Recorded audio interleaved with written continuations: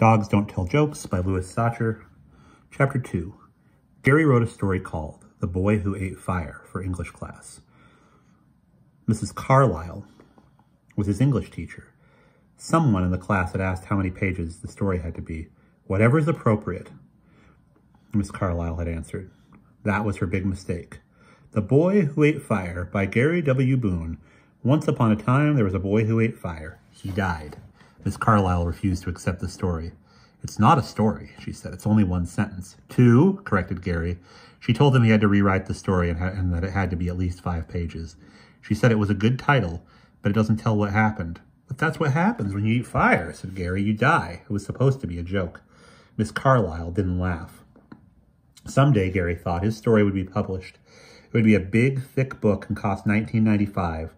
The Boy Who Ate Fire by Gary W. Boone.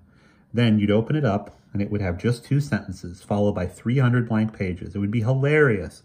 Millions of people would buy it and put it on their coffee tables. He'd be rich. After English, Gary headed to math class.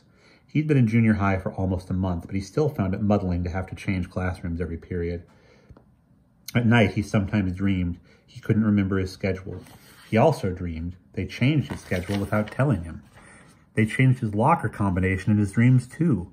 Once he dreamed that for some odd reason he had taken off his clothes in the hallway and locked them in his locker because he thought it was his gym locker, although that didn't exactly make sense either. He quickly realized his mistake, standing there in the hallway in his underwear, as Miss Longlegs, wearing cowboy boots, was holding an umbrella over her head, walked toward him, but he couldn't get his locker open. In fact, he couldn't remember which locker was his.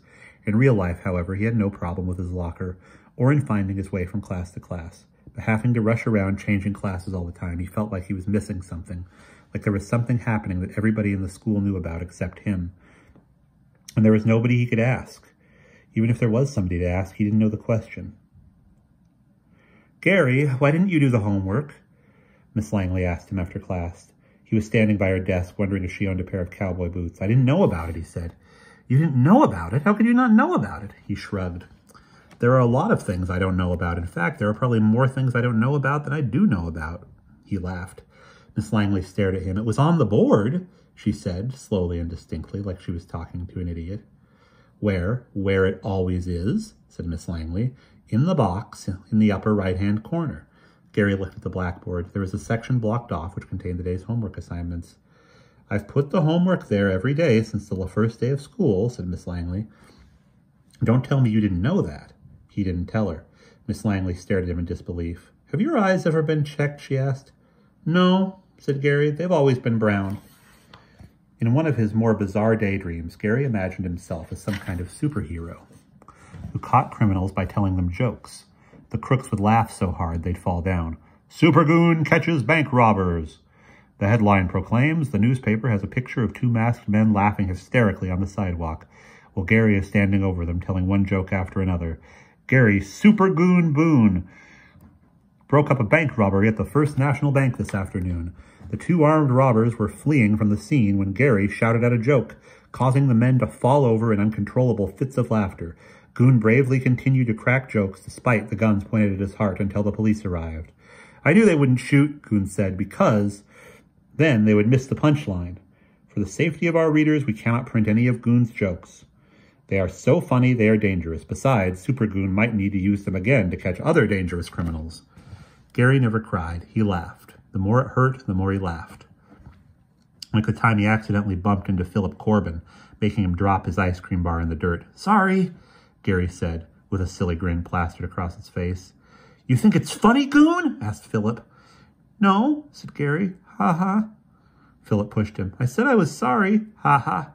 Philip pushed him again, and he fell down. He smiled at the crowd that had gathered around. Pick it up, said Philip. Gary picked up the ice cream bar. The vanilla ice cream was covered with dirt on all sides. Looks good. Ha-ha. Eat it, Gary laughed. What a goon, someone said. Eat it, said Philip. Gary licked the dirty ice cream. Yum. Chocolate chips, he said. Ha-ha. All of it, said Philip. Gary brought it back to his mouth. Philip grabbed Gary's hair with one hand and his elbow with the other. He shoved the ice cream bar deep into Gary's mouth. The stick hit against the back of his throat. Gary continued to laugh as ice cream dripped down his face. And that is the end of chapter 2.